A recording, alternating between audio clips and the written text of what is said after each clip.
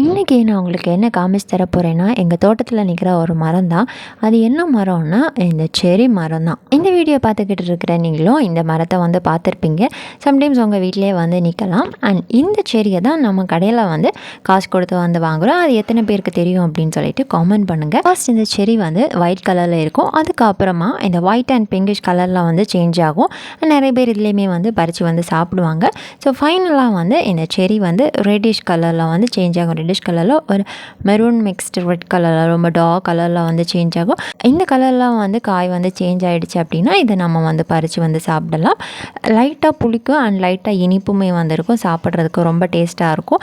எத்தனை பேர் இந்த ஃப்ரூட்டை சாப்பிட்ருக்கீங்கன்னு சொல்லிட்டு கமெண்ட் பண்ணுங்கள். அண்ட் நம்ம இந்த ஃப்ரூட்டை வந்து இப்படியுமே சாப்பிடலாம். இல்லை கடையில் வாங்குறது மாதிரி சாப்பிடணும் அப்படின்னா இதுக்கு மேலே வந்து கொஞ்சம் ப்ரொசீஜர் நம்ம வந்து பண்ண வேண்டியதாக இருக்கும்.